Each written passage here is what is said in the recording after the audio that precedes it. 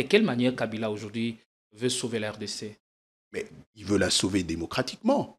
Je crois que sauvons la RDC, vous avez vu, c'est une plateforme politique, une plateforme démocratique qui se veut de présenter aux Congolais une nouvelle orientation politique, qui se veut de présenter aux Congolais un nouveau contrat social. Et donc je pense que de cette manière, on va pouvoir avancer et redéfinir les contours politiques de la RDC. Et on parle des objectifs et des stratégies concrètes à mettre en place.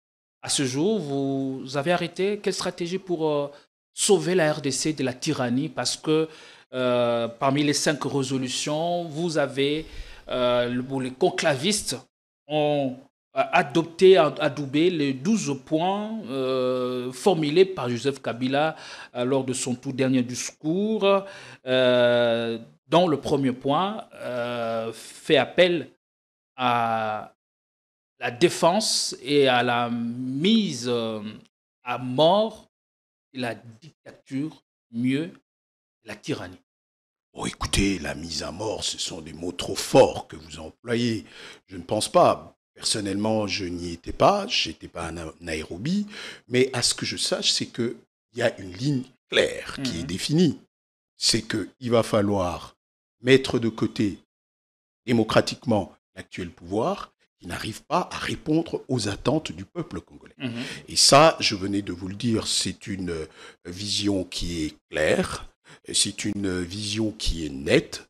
Il n'y a pas de supputation à faire quant à ce, et nous pensons que Joseph Kabila est à même d'incarner cette vision. Il a les capacités en tant qu'ancien président, ce qui lui donne une dimension empirique sans faille de pouvoir mener à bien cette mission. Donc au-delà des 12 propos qui ont été formulés, au-delà des imaginations provenant des uns et des autres, la ligne qui est tracée, c'est celle d'avoir une nouvelle dynamique qui puisse ramener le Congo, hisser le Congo plus haut point dans le concert des nations. Et je vous rassure que Joseph Kabila peut incarner cela, encore une nouvelle fois. Mais bien sûr que l'arrestation en cascade des officiers généraux, surtout, a un impact négatif dans le train de vie de la nation, parce que même pour les populations, bon, parce que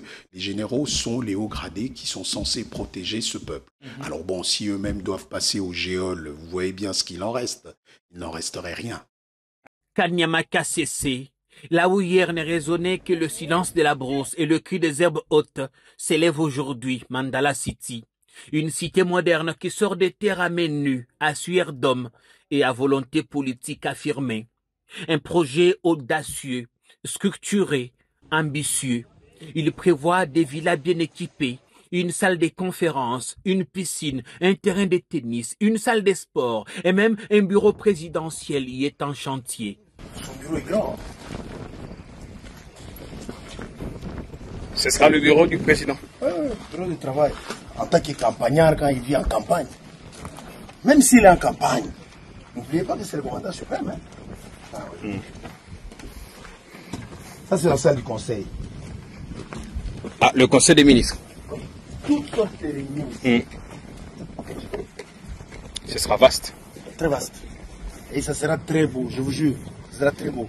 Parce que demain, Kassese ne sera pas qu'un centre agricole. Le lieutenant-général Jean-Pierre Kassongo Kabouika veut ériger ici un cœur décisionnel de l'État. Exigeant sur chaque détail, le commandant SL ne veut rien laisser au hasard. Il passe, repasse, observe et corrige.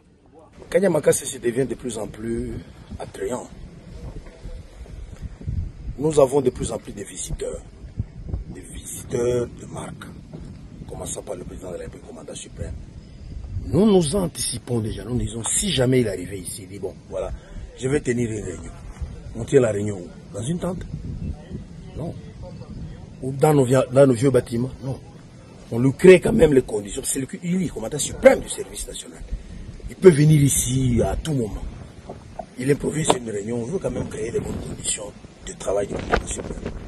et des autres autorités. C'est 72 chambres, piscine, terrain de tennis, terrain de basket. On va faire quand même une petite cité, salle de musculation, salle de sport. Quand ils viennent, ils peuvent se remettre en forme. C'est en plein champ ici. En pleine brousse. En pleine brousse, oui. Pas de relâche, vite mais bien fait. À quelques pas, un hôpital ultramoderne est sorti des terres. Les équipements sont là, livrés et bientôt installés. 2 ambulances flambant neuves et une promesse des soins de qualité pour les bâtisseurs, leurs dépendants, ainsi que les riverains. Mais comme vous voyez cet hôpital, tous les équipements sont déjà commandés, sont en marche. Y compris l'ambulance qu'on a vue. Il n'y a qu'une seule ambulance, il y a une deuxième ambulance qui vient. Mais il n'y a pas que ça. Les lits, les matelas, la pharmacie, tout ce qui est pour un hôpital, tout est déjà commandé, tout est déjà disponible. Mais KCC, ce n'est pas que béton et tuiles. C'est aussi un souffle agricole et un espoir nourricier. En 2019, 4 vaches seulement, et aujourd'hui, plus de 6000 têtes.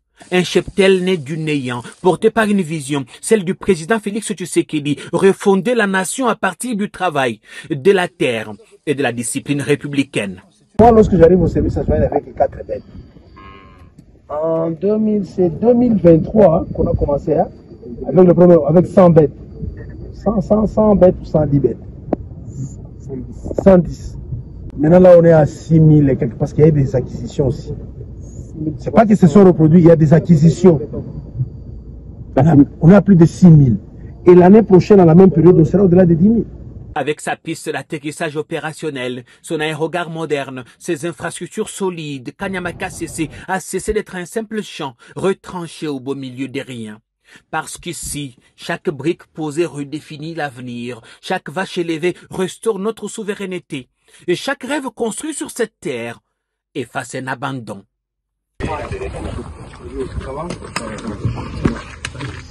Bienvenue à Joa Place, bienvenue chez vous. Un cadre moderne et paisible pensé pour votre bien-être. Des appartements spacieux baignés de lumière conçus pour un confort absolu. Un salon convivial, une cuisine moderne et 3 chambres élégantes pour un quotidien serein. 2 salles de bain raffinées pensées pour votre confort et votre bien-être. Sécurité 24 heures sur 24, parking privé, buanderie, internet offert et électricité garantie jour et nuit grâce à notre générateur de secours de 180 kVA. À Joa Place, fini le coupure, place au confort. Chaque détail est pensé pour faire de votre appartement un véritable havre de paix. Joa Place au numéro 7, avenue Kassai, quartier GB Ngaliema, à 3 minutes du boulevard du 30 juin, près de Mino Congo. Contactez-nous au plus 243 816 033 128. N'attendez plus, faites de Joa Place votre nouveau chez vous. Dans le cadre de la préservation des acquis comme voulu par les présidents de la République, 2024 pour l'inspection générale de finances sera une année de renforcement de la lutte contre la corruption et les antivaleurs dans la gestion publique. Pour ce faire, ce service de contrôle supérieur a lancé 222 points de contrôle dans l'ensemble du territoire national. Cette énième vague de la patrouille financière s'annonce énorme. Les entités à surveiller sont la DGI, la DGRAD, la DGDA, avec les provinces de Kinshasa, de la Tchopo, du Nord Kivu, du Congo central, du Haut-Katanga et du Lualaba. Aussi dans le lot du contrôle, 12 ministères sont concernés, 44 établissements et entreprises publiques, 7 provinces et 12 entités territoriales décentralisées et enfin la chaîne de la dépense publique. Les contrôles a priori, dit la patrouille financière, restent le mode par excellence du contrôle des finances publiques en RDC.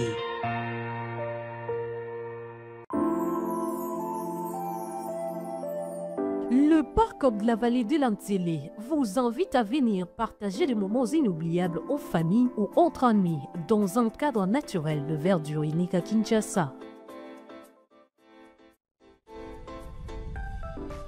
Notre safari vous permettra de vous sentir en vacances et de découvrir nos lions, crocodiles, antilopes, buffles, éléphants, hippopotames et bien d'autres animaux dans le milieu sauvage et naturel.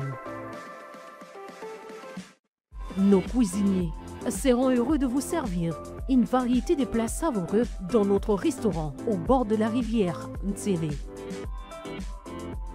Le parc de la vallée de l'Antilly possède une panoplie d'activités sportives et ludiques au Cap Aventure et Loisirs pour votre détente. Kayak, pédalo, tyrolienne, cyclotourisme, piscine et vol du faucon, la plus longue zipline d'Afrique. Le parc de la vallée de l'Antilly met également à votre disposition de logements de haut standing avec un confort 5 étoiles. Le parc de la vallée de l'Antilly est ouvert du mercredi au dimanche de 7h30 à 17h. Pour tout renseignement, contactez-nous au plus 243 89 60 32 713 ou encore au 243 81 231 68 82. Tout kala setseko ndenali puta na wax de maman Moseka Letoko Maka légende na 3.5 4.5 to 5.5 $. Signature Yalibela et Tikali. Inoubliable avec le wax de maman Moseka.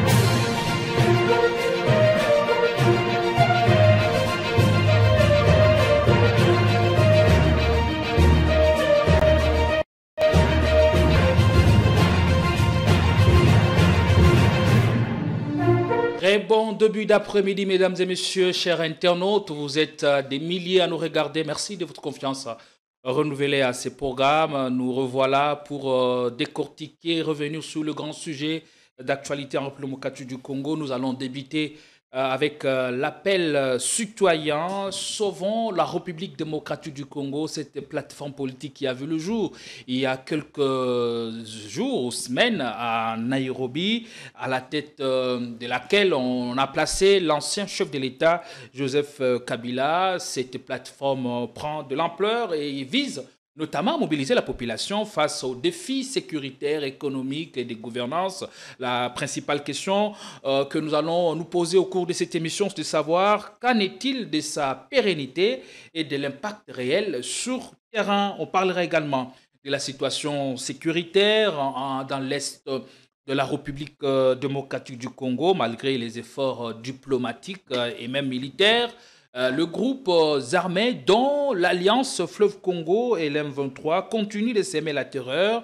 Au cours de cette émission, nous ferons certainement le point sur le dernier développement à Goma et dans des territoires et des localités occupées par cette force obscure et même sur les perspectives des désescalades, voulais-je dire.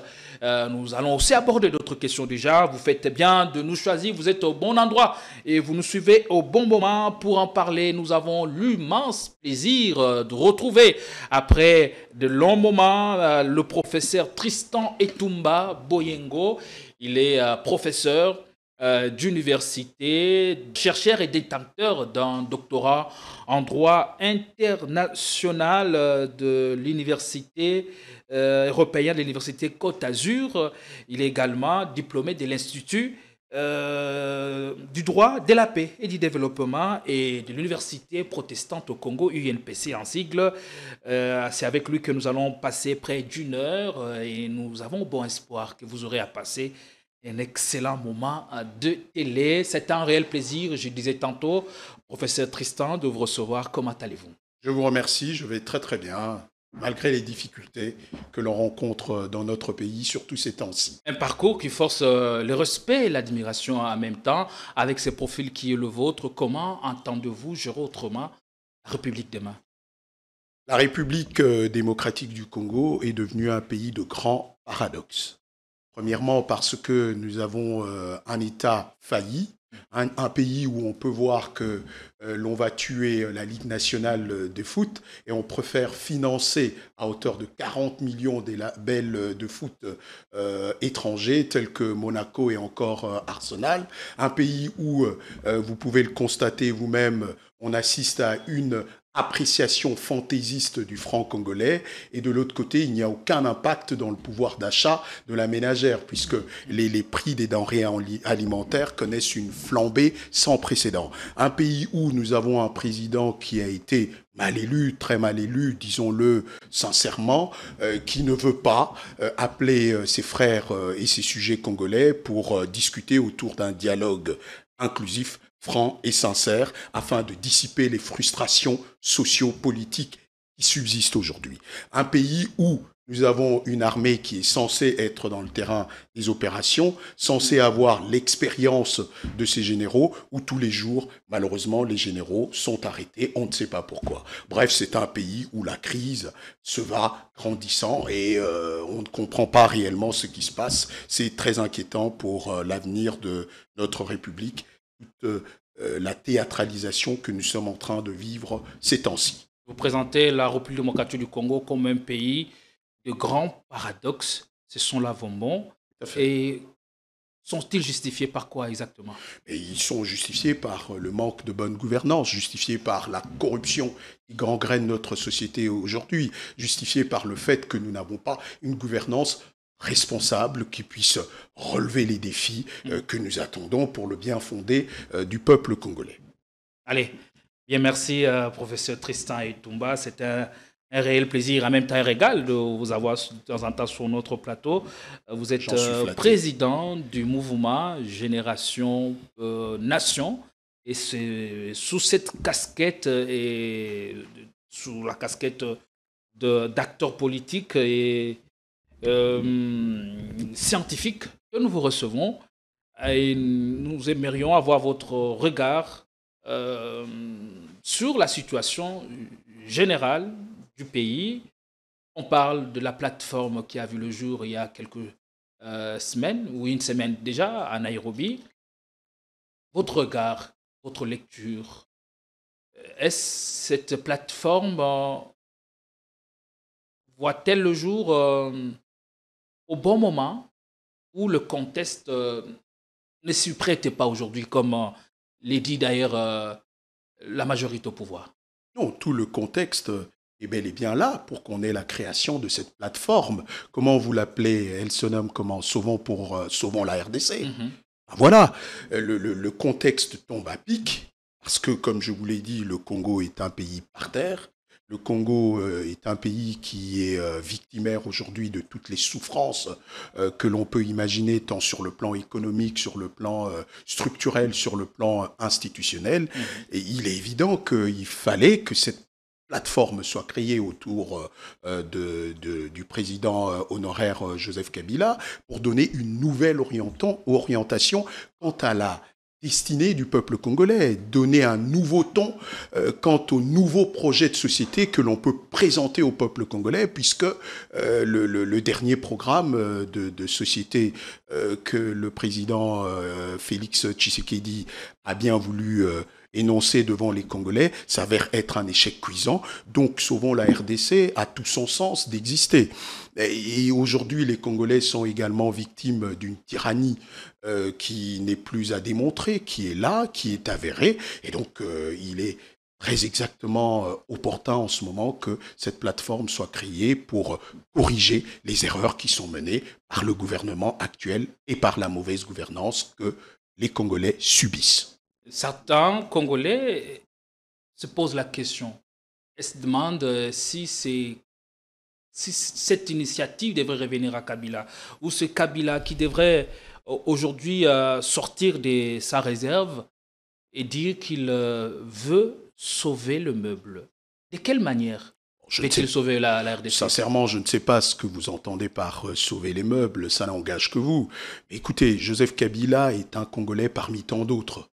Il a bien ce droit de pouvoir exprimer l'ambition de sauver la RDC. D'autant plus que nous savons qu'il y a un deal électoral qui avait été organisé à l'époque, en 2018, entre lui et l'actuel président, et que, bon, l'actuel président n'a pas respecté ou n'a pas tenu parole de ces accords qui coexister entre les deux grandes personnalités. Et donc, je ne vois aucun mal que ce soit Joseph Kabila qui exige d'abord le respect de sa personne et puis qui exige que l'on puisse sauvegarder au tout premier plan les intérêts de son peuple, qui est le peuple congolais. C'est un peuple aujourd'hui meurtri, c'est un peuple aujourd'hui désemparé, c'est un peuple aujourd'hui délaissé. Et donc, Joseph Kabila, en tant que Congolais, a ce devoir, comme tant d'autres, de pouvoir réagir. C'est tout à fait légitime et on est dans la normalité.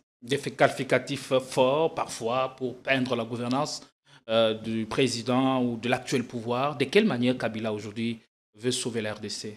Mais il veut la sauver démocratiquement. Je crois que sauvons la RDC, vous avez vu, c'est une plateforme politique, une plateforme démocratique qui se veut de présenter aux Congolais une nouvelle orientation politique, qui se veut de présenter aux Congolais un nouveau contrat social. Et donc je pense que de cette manière, on va pouvoir avancer et redéfinir les contours politiques de la RDC. Et on parle des objectifs et des stratégies concrètes à mettre en place.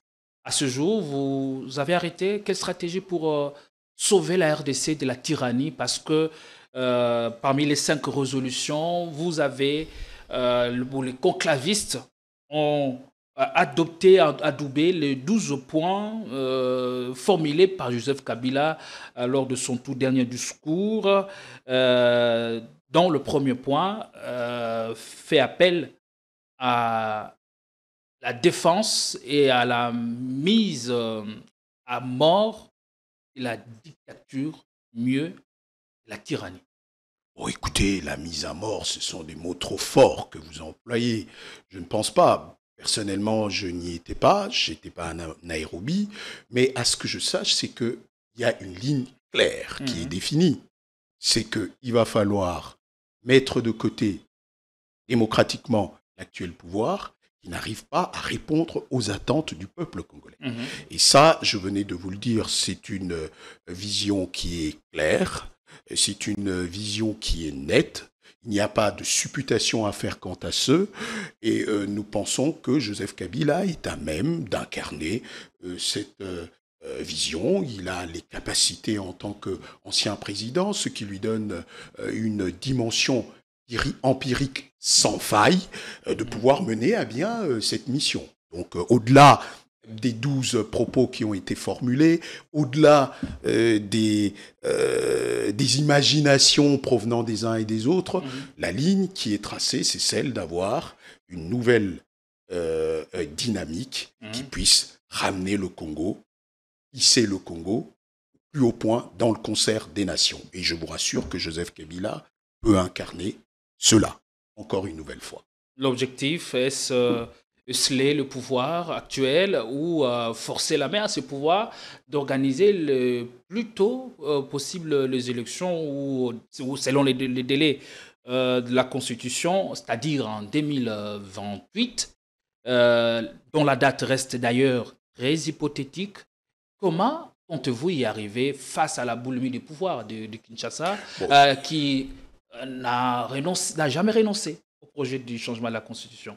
Oui, c'est une erreur, effectivement, de ne pas vouloir renoncer à ce changement de la Constitution. Ce serait une erreur donc fatale, parce qu'aujourd'hui, d'après tous les sondages que nous avons, le peuple ne veut plus de ce pouvoir, on ne veut plus qu'il y ait un changement de Constitution, que ce soit même une révision. Ce que le peuple exige en ce moment, c'est plutôt la protection, la défense et le respect de la dite loi fondamentale. Bon, maintenant, vous le savez, c'est que le pays est confronté à une crise multidimensionnelle qui est à la fois politique, humanitaire et je dirais même socio-culturelle, pourquoi pas, et qu'il va falloir que les Congolais, que Joseph Kabila et bien d'autres acteurs politiques tels que moi, nous réclamons, c'est qu'il faut que les Congolais s'assoient sur une même table avec le président de la République, Félix Antoine Tshisekedi, qui a encore son mandat, qui est de 2 ans, je crois, 2 ans et demi par là, donc il a encore cette forme de légitimité qui lui est accordée politiquement. Et donc, c'est de s'asseoir avec tous les Congolais, de les rassembler et de voir ce qui ne va pas pour dissiper les frustrations, pour dissiper les désaccords, pour dissiper les mécontentements. Voilà ce que les Congolais sont en train de rechercher à l'instant même. Donc, vous voulez dire qu'ici, vous voulez sauver la RDC et revenir aux affaires démocratiquement. Mais bien sûr. Par la voie du dialogue. Bien sûr. Mais Tshisekedi dit que si vous voulez dialoguer, c'est à ces conditions. Oui, mais c'est pas parce qu'on est président de la République qu'on donne des conditions. Être président de la République ne veut pas dire que vous êtes le maître du jeu de toute la vie politique ou de la vie nationale. Non, même le président de la République doit s'en tenir aux lois qui existent. Le président de la République ne saurait, dans ce cas, être au-dessous des lois, non plus au-dessus des lois. Donc, ce que nous, on attend du président de la République, c'est de pouvoir rassembler les Congolais et de pouvoir accepter le dialogue sous le format Senko-ECC pour que finalement, on puisse avoir un agenda qui sera adopté par tous les participants, donc par les Congolais, et que finalement, on pourra sauver notre pays du gouffre qu'il encourt. Voilà un peu ce qu'on attend du président de la République. Il ne s'agit pas pour lui de jouer aux séparatistes. De toute façon, le rôle constitutionnel qui lui est accordé et les pouvoirs qui lui sont accordés ou limités par la Constitution ne le voit pas comme un président séparatiste ou un président qui est sélectif, qui décide qui doit être là, qui ne peut pas être là, qui ne peut pas toucher à ceci. Non, c'est un président qui doit collaborer pleinement avec toutes les composantes politiques, opposition comme majorité, mais c'est surtout un président de la République qui doit rassembler. C'est que Félix Antoine Tshisekedi, jusqu'ici, ne fait point. Mais comment vous comptez alors jouer votre carte et quelles sont les cartes que vous avez en main? Parce que le président dit si dialogue, il y en aura, c'est à ces conditions, et il en fixe les conditions même.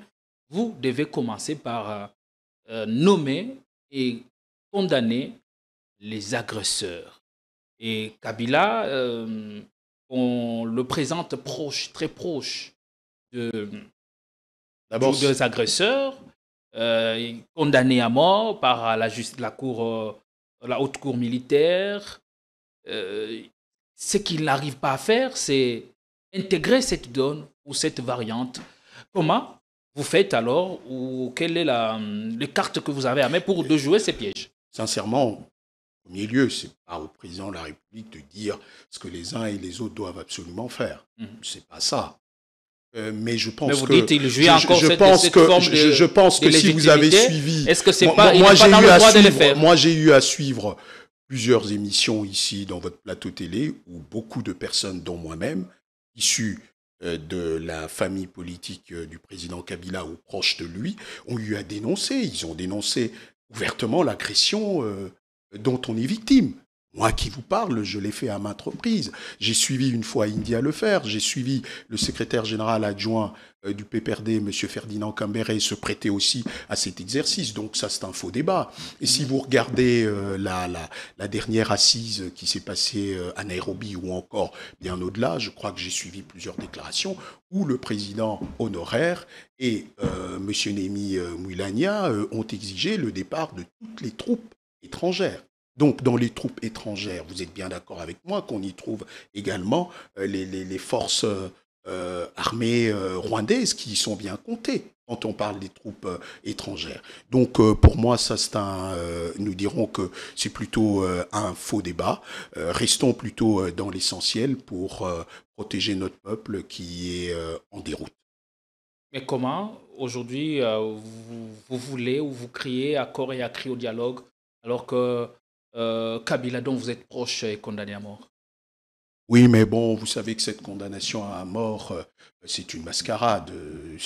Nous savons très bien que c'est un procès politique, c'est un procès d'intention qui a été conçu pour mettre à mal juste une seule personne, qui est en l'occurrence Joseph Kabila. D'ailleurs, pendant la réquisition qui nous a été présentée par l'auditorat, vous verrez bien qu'il y avait pas mal de failles. On n'a pas su réellement démontrer, que Joseph Kabila était espion, tantôt rwandais, on n'a pas pu nous le prouver. Et d'ailleurs, il y a une citation en droit qui est connue, que la preuve incombe aux demandeurs. Et ça n'a pas été réellement démontré, parce qu'on sait que c'est une machination qui avait été juste mise en place pour pouvoir nourrir les fantasmes de certains hommes politiques, c'est tout, et que c'était nullement contre Joseph Kabila. Ça, c'est un débat de bas étage qui ne compte pas. Et je peux même dire que le fait que la plaidoirie se soit mal tenue par les avocats qui se présentaient comme étant partie civile a plus contribué à redorer l'image de Joseph Kabila qu'autre chose, parce que le doute profite aux prévenus. C'était un procès très douteux, très amalgamé, c'était de l'assemblage qu'on a vu, on n'a pas pu retenir quoi que ce soit, donc ça c'était plutôt une erreur fatale, comme je vous l'ai dit, qui ne compte pas du tout. Et l'examen Au contraire, Joseph Kabila en est sorti ragaillardi. Par quoi? Et par le fait que c'était des exposés de mensonges qu'autre chose. Ça, on le voit, même le dernier Congolais que vous pouvez voir, l'a pensé effectivement. Donc pour vous, l'examen des accointances avec l'AFCM 23 ne tient pas? Mais écoutez, où est-ce que ça a été prouvé? Où est-ce que ça a été prouvé qu'il y a des accointances entre Joseph Kabila et la FCM 23? Nous le savons tous ici que c'est Joseph Kabila qui a battu le M23 dans le passé. Et comment voulez-vous que ce soit encore lui qui aille s'acoquiner avec des mouvements insurrectionnels? Je ne suis pas en train de faire ici l'apologie des crimes contre l'humanité ou de crimes de guerre ou des mouvements insurrectionnels tels que le M23. Mais bon, il faut quand même reconnaître que c'est un peu à cause de la légèreté et de la négligence du président de la République que nous sommes en arrivés là. C'est ce que Nanga nous dit. Parce que le président de la République n'a pas respecté leurs accords que nous ne connaissons pas exactement. Lui seul en connaît la teneur et la quintessence. Peut-être qu'un jour, il pourra nous le dire. Mais en quoi est-ce que Joseph Kabila est tenu responsable? Principalement, que ce soit l'auditorat militaire, ça n'a pas été prouvé. Que ce soit ses adversaires politiques n'ont pas su nous le démontrer noir sur blanc. Donc, c'est une rigolade qu'autre chose. Il s'agit tout simplement d'accuser son chien de rage pour le noyer.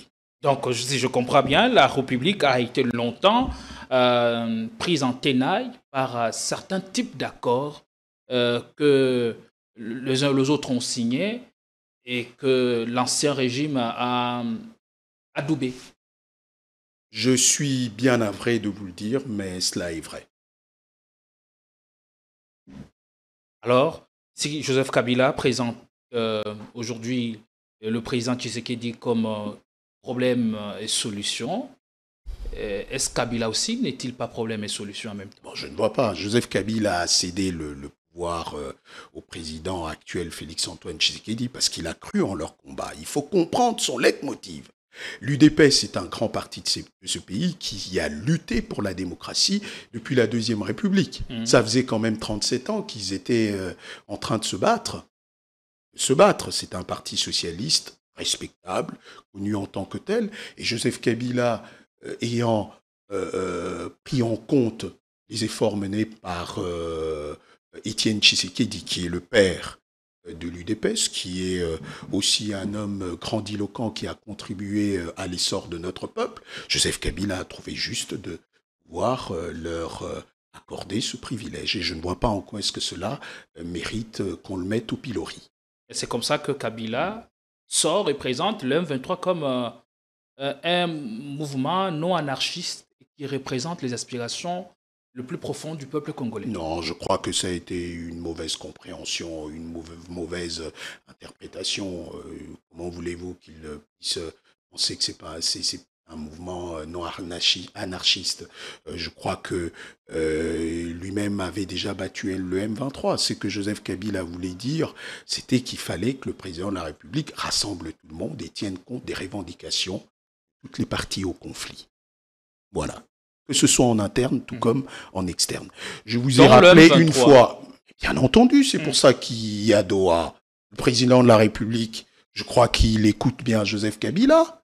Je ne sais pas, mais j'ai l'impression qu'il écoute ses conseils. La preuve, le président de la République a fini par adhérer au processus de Doha. Donc, il a fini par dialoguer avec le M23. Il a fini par écouter leurs revendications. Donc, on est plutôt dans la bonne voie et ça démontre que, encore une nouvelle fois, Joseph Kabila avait raison. Et tant que cet état des choses persistera, comment vous essayez d'imaginer à votre niveau, en tant que président du mouvement Génération Nation, sortir de ces carcans? Écoutez, le carcan, pour sortir de là, nous avons déjà donné nos intentions, c'est qu'il faut qu'il y ait un dialogue global, inclusif, où toutes les parties au conflit seront bel et bien. Et si on dialoguait et que les termes de référence ne sont pas encore respectés, oui, mais il y a les on retombera dans la même situation. Il y a les élections qui vont arriver. Le peuple congolais va départager tous les protagonistes ou les antagonistes au conflit, ils seront départagés par la voie primaire qui est celle du peuple. En 2028, on n'en est plus très loin. Donc, à ce moment-là, chaque parti va présenter son projet de société et pourra tirer son plan du jeu. Allez, sur la question du dialogue, quand, comment, pour déboucher sur quoi? Pour déboucher sur la paix, doit être véritable, doit être durable. Vous savez que une des voies de droit qui est encouragée par le législateur ou le constituant, c'est la voie de palabre. Je crois que la voie de palabre va d'abord éradiquer les conflits que nous avons. Il y a la possibilité de la diplomatie préventive dans ces articles 33 et 34 de la Charte des Nations Unies. Et puis à ce moment-là, on pourra voir comment réorganiser le processus de démocratisation qui a été mis à mal par l'actuel pouvoir. Le processus de démocratisation mis à mal par l'actuel régime, oui. Comment vous essayez de le démontrer? Oui, mais on a eu 2 élections qui ont été néfastes pour la survie et la continuation de l'État. La première élection, vous savez dans quelles conditions elle s'est déroulée. La deuxième élection, vous avez vu comment les machines à voter ont été données à beaucoup d'acteurs politiques pour que ces derniers fassent le plein des voix. Mais que cela permette l'accession une deuxième fois au président Tshisekedi de manière très échafaudée. Donc tout cela nous a emmené à une crise à la fois humanitaire, une crise sociale, une crise exogène et endogène qui n'en finit pas. Donc à un moment donné, il va falloir que les Congolais se parlent entre eux sincèrement autour du président de la République. Qu'ils ne le veuillent pas, ça devra arriver puisque jusqu'à nouvel ordre, c'est lui le président de la République, Félix-Antoine Tshisekedi. A-t-il le choix encore? Je ne pense plus. Qu'est-ce qui donne autant d'arguments à Kabila et à Sezouaï de revenir à la charge? Est-ce parce qu'ils ont mieux géré la République ou parce que ceux-là qui ont succédé à l'ancien pouvoir ont démontré leurs limites? Bon, je crois qu'il y a les deux. Avec le recul, on comprend aujourd'hui que Joseph Kabila a de loin mieux géré la République. D'abord, il avait refondé cette République en la dotant d'une armée républicaine qui a fait ses prouesses, ses preuves. Jusqu'aujourd'hui, on n'a pas. En donnant à la République des institutions issues des élections à chaque fois transparentes, etc. En dotant la République des infrastructures efficaces et bien entretenues, en dotant à la République un processus électoral sain et correct devant renouveler les acteurs politiques, etc. En dotant à la République un système de santé efficient qui a permis qu'on ait des hôpitaux de première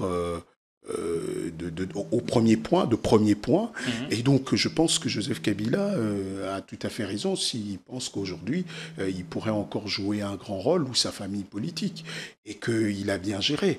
Les limites aujourd'hui sont décelées, elles sont connues. Le pouvoir actuel, dès son accession, son arrivée, dès son entrance, a démontré effectivement beaucoup de limites dans sa gestion, dans sa façon de pouvoir redistribuer les cartes pour que tous les Congolais puissent bénéficier d'une justice sociale sans faille. Le pouvoir actuel n'a pas su doter le peuple congolais d'un programme agricole qui fasse que nous puissions complètement en finir avec le plus grand fléau qui soit pour l'humanité, la faim. Le pouvoir actuel a montré ses insuffisances dès son arrivée. Donc, après 6 années, 7 ans, d'ici là 10 ans, il est bien évident que Joseph Kabila, qui a mieux géré, revienne à la charge pour proposer un autre pacte républicain à ce peuple qui est laissé. L'opposition reste unanime et estime que Joseph Kabila n'a plus rien à donner ou à offrir au peuple congolais dans la mesure où on l'a vu comment il a géré cette république pendant 18 ans. C'est pour cette raison que vos pères ont bien jugé défendable de ne pas prendre part au conclave de Nairobi. Il y a eu une absence remarquée de figures de proue de l'opposition, comme l'ancien gouverneur du Katanga, Moïse Katumbi Chapwe, le proprio de Fadel House, Fayulu, et aussi les leaders de l'envol, Délice Sessanga. Qu'est-ce que vous en dites? Ceux-là aimeraient affirmer leur leadership, se distancer de Kabila, parce qu'on estime que Kabila n'a plus grand-chose à proposer aux Congolais. Mais ils peuvent affirmer leur leadership, il n'y a pas un souci. Kabila n'a jamais dit non plus qu'il venait damer les pions des autres, quitte à ce que ces derniers perdent leur auréole politique. C'est pas question de ça. Je pense qu'ils ont eux-mêmes décidé de venir ou de ne pas venir. Je ne suis pas très bien informé sur les pensées des uns et des autres. Et sincèrement, je ne me trouve pas habilité de commenter sur les projections de ces derniers. Je me trouve très peu concerné par ce que eux pensent. Je suis désolé de vous le dire, mais je le vois. Allez, merci beaucoup. Et ils ont leur liberté d'opinion, de pensée. C'est là aussi la démocratie. Qui ne m'incombe pas, malheureusement. Et comment aujourd'hui se porte le mouvement Génération Nation? Parlons-en pendant quelques minutes. Oui, Génération Nation se porte très bien. C'est un mouvement qui est composé de toutes les catégories sociétales qui existent, jeunes, vieux, etc., sportifs, tout ça. Donc, pour le moment, nous sommes encore dans la phase d'implantation. C'est un mouvement politique. Je suis issu du parti politique ACO Bologna. Là, c'est plus Mouvement Génération qui est là pour redynamiser un peu notre jeunesse, qui a besoin qu'on puisse l'accompagner à travers des engagements associatifs, à travers la participation à certains problèmes que connaissent les orphelins, tout ça. Et c'est ça le rôle que joue Mouvement Génération. Nous venons en aide aussi aux plus démunis dans les hôpitaux, aux plus démunis qui peuvent être des SDF, sans domicile fixe. Nous les aidons aussi et c'est un peu ça que Génération Nation veut. C'est un mouvement qui prône vraiment le pragmatisme et la pratique de la politique pour en finir avec tout ce qui nous gangrène depuis la période post-électorale. C'est-à-dire les besoins de première nécessité, l'agriculture, les petits soins, s'occuper des orphelins, essayer de trouver des matériels scolaires pour les plus jeunes dont les parents n'ont pas forcément les moyens, essayer d'encadrer les jeunes à travers le christianisme, mais à travers aussi la culture et les bienfaits de la mondialisation et de l'internationalisation des économies. Voilà un peu ce que joue Génération Nation, surtout dans la lutte contre le réchauffement thématique.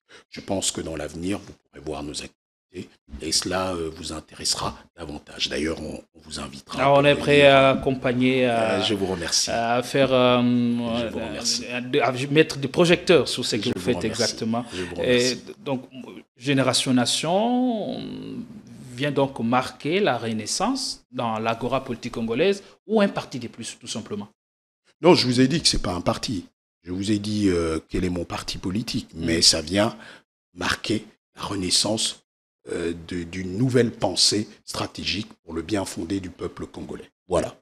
Vous allez revisiter ce que vous avez trouvé ou ce que vous avez constaté. Oui, parce que Génération Nation pense qu'aujourd'hui, le Congo, sous l'époque de Kabila, le Congo avait pris une nouvelle donne. Mais Génération Nation pense qu'aujourd'hui, le Congo est complètement à terre.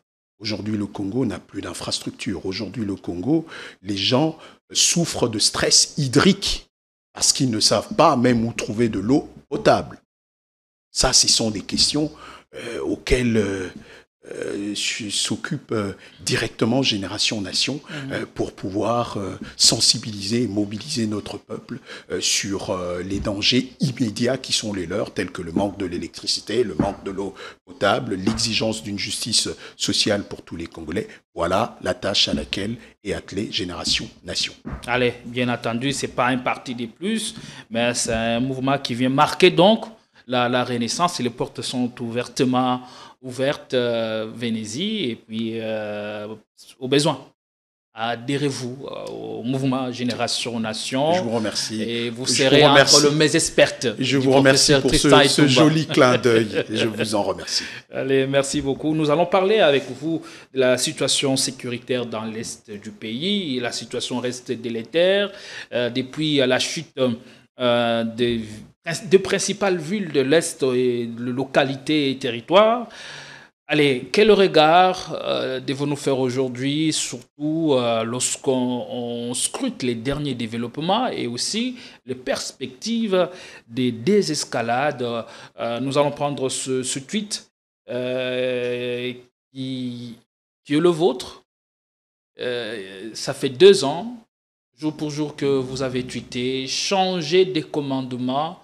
Nord Kivu comme vous voulez, changer en 1000 comme vous voudrez, tant qu'il n'y aura aucune vision stratégique de défense réelle pour le pays, on tournera en rond et un jour, le Rwanda et ses alliés nous écraseront. L'état de siège a favorisé la mafia. Ça, c'était vous, Tristan Itumba. 2 ans après, est-ce le constat demeure? Oui, tout à fait. Le constat demeure parce que nous assistons à un manque de stratégie pour pouvoir réguler la crise à l'Est. Ça demeure bel et bien parce que l'état de siège n'a finalement rien produit jusqu'alors, n'a pas répondu aux attentes de tout le peuple. Et puis, nous constatons que le mouvement AFC M23 n'arrête pas de caracoler parce que ce dernier n'arrête pas non plus d'avancer en prenant les localités. On se pose la question, qu'est-ce qui se passe? Le président de la République a tenté de faire une percée diplomatique qui était assez notable, mais on voit qu'il bat de l'aile aujourd'hui. Il bat de l'aile parce que cette diplomatie ne corrobore pas du tout avec l'action menée par les forces de sécurité et défense sur place. En fait, le Congo doit développer une autonomie stratégique de défense basée sur un triptyque que nous appelons formation, équipement et casernement des militaires pour aboutir à un résultat notable. Le président Kabila avait commencé avec les réformes des armées qui ont donné justement à la débâcle du M23 le 5 novembre 2013, rappelez-vous bien. Et cependant, son successeur, quand il arrive au pouvoir, rompt avec cela, multiplie les relations incontrôlées avec le Rwanda. Certains même membres du M23 ont eu à venir jusqu'ici à Kinshasa pour passer des mois et des mois. Ceci, je le tiens bien du ministre de l'Intérieur de l'époque, je crois. J'ai oublié son nom, mais qui était là. Gilbert Kankonde. Qui les recevait et qui échangeait avec eux. Sur quoi, on ne saura jamais. Donc, au lieu que le président de la République, Félix-Antoine Tshisekedi, poursuive ce processus des réformes qui était déjà engagé par son prédécesseur, il a rompu avec cela. Nous avons donc connu des discontinuités sur le plan militaire qui font qu'aujourd'hui, nous en payons effectivement les conséquences. Ce qui fait que l'accord d'intégration économique ou l'accord entre la RDC et le Rwanda sous la médiation des USA commence déjà à sentir le pourri, commence déjà à nous démontrer que ce sera un échec cuisant. Puisque d'ailleurs hier, le rapport d'Auckland Institute a clairement démontré que c'est une duperie, c'est une escroquerie qui va plus contribuer au Rwanda qu'à la RDC. Ça, on l'avait déjà épinglé dès le départ. Donc, nous sommes vraiment dans une phase qui est critique, qui exige que le président de la République convienne à un dialogue interne au plus vite avant que le pire n'arrive. Donc, pour vous, qui devrait définir cette politique de défense stratégique? C'est le président de la République. La Constitution le désigne comme étant commandant suprême. Que voulez-vous que ce soit? C'est bien lui qui est le seul avoir cette, si vous voulez, pouvoir mettre sur place un format politique de donc, si défense on a failli sur le terrain des opérations, c'est la politique du président qui a failli. Qui nous permettent d'éradiquer ces fauteurs de troubles à l'Est. Mais bien sûr que c'est le président de la République qui est tenu en seul responsable. Vous voulez que ce soit qui d'autre? C'est lui qui est reconnu par la Constitution comme étant le chef des armées. Donc, si ces dernières ont des défaillances multiples dans les opérations, de manière que ce soit opérationnel ou logistique, etc., ça relève uniquement de lui. Je ne vois pas qui ce serait. En 2012, la ville de Goma a été passé sous contrôle du même mouvement M23. Ils ont passé pratiquement un mois avant d'être délogés et à l'époque par les forces armées de la République du Congo qui étaient en feu. La même situation revient sous Félix Tshisekedi. Cette fois-ci, qu'est-ce qui est différent par rapport à la situation de 2012? Oui, mais ce qui est différent, c'est qu'entre-temps, il y a eu beaucoup de détournements dans les forces armées. Rappelez-vous d'un rapport qui signalait qu'il y avait entre 2019 et 2020 des détournements de 33 millions de dollars dans les forces armées, et ça n'a pas arrêté de se poursuivre. Donc, il y a eu de même aussi beaucoup de problèmes structurels dans les forces armées, dans la chaîne de commandement, qui ont fait que par la suite, ces formes d'incompétence continues ont complètement désarticulé notre commandement, allant du commandant suprême jusqu'au dernier soldat. Et donc, le président de la République, il y a eu aussi sa politique de rupture qui n'a rien arrangé. Pensant vouloir bien faire, pensant qu'il fallait faire la chasse aux sorcières contre celui qui l'a précédé, a voulu mettre sur pied une politique incohérente qui finalement n'a pas abouti, qui nous a donné ex nihilo, qui nous a donné rien du tout. Et donc je pense que tout cela n'a pas arrangé les choses et n'a emmené qu'à la dégradation de nos forces de sécurité. C'est allé crescendo de plus en plus. Et là, aujourd'hui, nous sommes coincés. Nous avons un pays qui n'a plus aucune souveraineté à proprement parler, que ce soit sur le plan politique et sur le plan économique. Nous sommes assis sur une mosaïque en feu qui peut être incendiée à tout moment, due à l'impéritie de nos gouvernements et de nos gouvernants. La politique de rupture, malheureusement, c'est ce c'est ce qui est prôné ici chez nous. Allez, même si cela est contre les bonnes valeurs, parce que la continuité de l'État doit être promue. Parce que l'État ne s'arrête pas à partir du moment où X ou Y a pris le pouvoir. Il y a la continuité de l'État qui doit être préservée. Si vous venez avec du discours du genre rupture, c'est qu'on va retourner à la case départ. Tout à fait. Tout à fait. Allez, et qu'est-ce qu'il nous reste à faire concrètement? On a vu où cette situation serait justifiée en grande partie par l'infiltration au-delà de la mafia que vous condamnez et dénoncez d'ailleurs avec force. Et cette infiltration, elle a été garantie et bénie, entre autres, par l'ancien régime.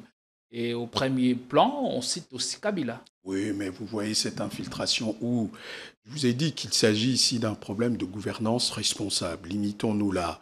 Et puis, deuxièmement, je pense que entre les États, pour l'emporter, c'est souvent une question de rapport de force. Il a même été prouvé aujourd'hui, au XXIe siècle, les notions de la force et du droit sont corollaires. Un État qui veut avoir le droit doit détenir la force pour être respecté dans la communauté internationale. Le plus gros handicap que la RDC connaît en ce temps-ci, puisqu'à l'époque, en 2015-14, sous Joseph Kabila, le Congo avait beaucoup de mérite. Mais aujourd'hui, c'est tout simplement ce qui nous empêche d'être grands comme d'antan. C'est un problème de force que nous n'avons pas.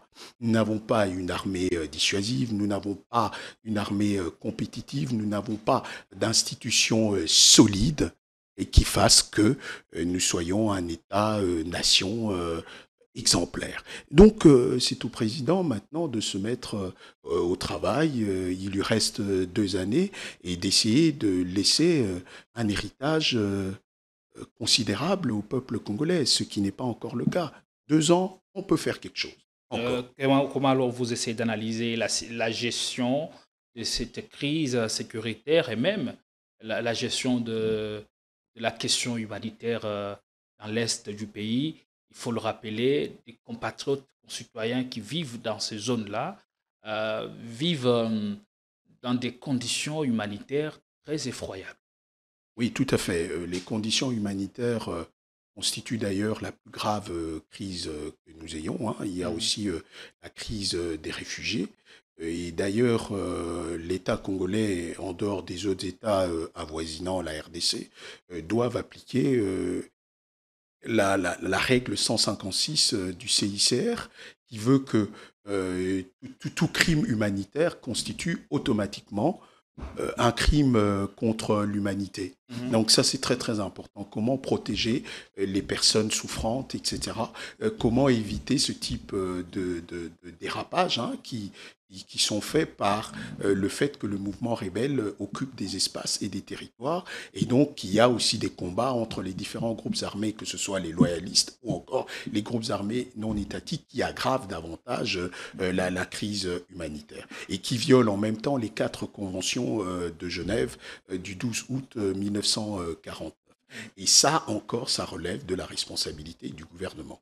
Il doit savoir mettre sur pied une anticipation stratégique, un système de veille stratégique pour protéger les populations dans cette débâcle. Donc la protection des civils est aussi un pan essentiel quant à la survie de notre État. Il y a récemment, les 2 parties ont convenu et ont même signé l'accord de cesser les faits. Pouvons-nous y croire ou espérer quelque chose? Bon, je crois que c'est le CICR qui est en train de mener en première ligne les échanges des prisonniers. On va voir comment ça va aboutir. Mais au moins, le processus de dialogue est enclenché et nous pensons qu'on est dans la bonne voie. Parce que ce qui compte, c'est la paix durable pour les Congolais qui en ont enduré depuis aujourd'hui près de 30 ans. C'est depuis le 2 août 1998 que cette guerre par procuration a commencé et nous espérons enfin que l'enfer et que ce déluge prendra fin si toutes les parties s'y prennent bien. Vous pensez que cet accord de cessez-le-feu sera respecté par toutes les parties au conflit et en même temps estomper l'avancée on espère, on espère, mais sauf que le président a déjà démontré qu'il respecte très peu les accords et que c'est pas un homme de parole. Mais bon, écoutez, si au moins c'est pour les Congolais qu'il aime tant, on espère au moins que cette fois-ci, il fera un petit effort et qu'il s'en tiendra aux dispositions, dans les cas ici, aux dispositions des 10 accords. Est-ce à nous de respecter ou à OM23 de respecter premièrement cet accord de cessez-le-feu et arrêter de faire leur progrès vers la conquête de nouvelles localités? Les deux parties devront respecter. Ça, c'est une formule qui est inoxydable. C'est une formule qui est inoxydable. Les deux parties devront respecter. RDC devra-t-elle respecter cet accord en quoi faisant? Non, mais dans tous les types d'accords, il y a toujours le noyau et puis il y a le contenu global. Ici, ce qu'il faut faire, il faut mettre en exergue le processus de désarmement, de démobilisation, de réintégration et de rapatriement des forces négatives. Et donc, je sais que leur cantonnement est organisé pas plus loin vers Kindu, où je ne sais pas qu'est-ce qui a été pris dans ce cadre de Doha, mais je sais qu'avant que c'était au niveau des Kindu, et que cela devra être respecté, puisque ça deviendra la loi de chacune des parties. Bon, maintenant, il n'y a pas que ça, il y a aussi la réinsertion sociale de ces personnes qui ont été en conflit, mais il y a aussi la justice transitionnelle qui devra commencer pour qu'on puisse indemniser toutes les personnes qui sont victimes justement des violences sexuelles, etc., à répétition, notamment les femmes et les enfants. Donc tout cela entre dans un cadre où tout le monde devra s'en tenir, sinon on va connaître le délitement de la RDC ou la chienne lit. Mais il faut que l'armée s'affirme. Oui, ça on l'a déjà évoqué avec l'autonomie stratégique. Mais bon, ça relève de qui vous savez. L'arrestation en cascade de hauts officiers, est-ce que ceci affaiblit le moral de l'armée? Oui, mais bien sûr que l'arrestation en cascade des officiers généraux, surtout, a un impact négatif dans le train de vie de la nation, parce que même pour les populations, bon, parce que les généraux sont les hauts gradés qui sont censés protéger ce peuple. Alors bon, si eux-mêmes doivent passer au géol, vous voyez bien ce qu'il en reste. Il n'en resterait rien. Allez, merci beaucoup, professeur Tristan Etumba Boyengo. C'était un réel plaisir de vous avoir sur ce plateau et merci d'avoir répondu à nos questions. Votre dernier mot? Et mon dernier mot, c'est que je prie pour que les Congolais puissent connaître un nouveau leadership. Et en même temps, j'espère que l'actuel gouvernement pourra les fédérer dans un dialogue inclusif, sincère et franc. Allez, merci beaucoup. On est arrivé à la fin. Et merci à vous toutes et à vous tous qui nous avez regardés de partout à travers le monde. Nous fixons rendez-vous à très très vite avec notre casting sur votre chaîne. Vous êtes bien entendu sur Politicon, la force du détail. Merci de nous avoir choisis. Et bon début week-end déjà. À l'heure. Merci.